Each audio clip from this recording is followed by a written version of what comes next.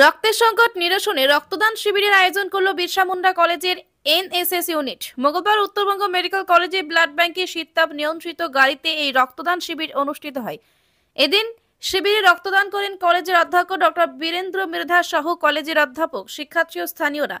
এদিন দুপুর পর্যন্ত মোট 20 ইউনিট রক্ত সংগ্রহিত হয়েছে। এনএসএস ইউনিটের দায়িত্বপ্রাপ্ত অধ্যাপক রত্নাপাল জানান, একাধিক সামাজিক কাজকর্মের মাধ্যমে এনএসএস ইউনিট কাজ করে। অন্যদিকে ন্যাকের B+ গ্রেড পাওয়ার পর এই রক্তদান শিবির অনুষ্ঠিত হলো। গত 5 বছরে কলেজ অনেক অগ্রগতি করেছে এবং আগামী দিনেও আরো অগ্রগতি করবে বলে অধ্যক্ষ জানান।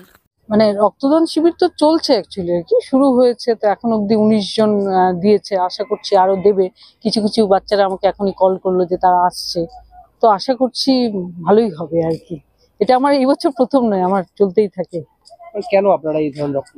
অ্যাকচুয়ালি আমি কলেজের এনএসএস ইউনিটটা দেখি, ন্যাশনাল সার্ভিস স্কিম, যেটার কাজই হচ্ছে সেবামূলক কাজ করা।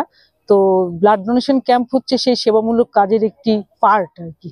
তো আমি সোশ্যাল ওয়ার্ক করতে খুব ভালোবাসি। আমার একটা এনএসএস টিম আছে, আমরা সবাই মিলে, আমার 100 ভলেন্টিয়ার্স আছে। সবার কলেজের সবার সহযোগিতাতেই হয় অবশ্যই, না হলে তো করা সম্ভব নয়। প্রত্যেকের সহযোগিতাতে ছাত্রছাত্রীদের নিয়ে সারা বছর ধরে আমার সামাজিক কাজকর্ম চলতেই থাকে।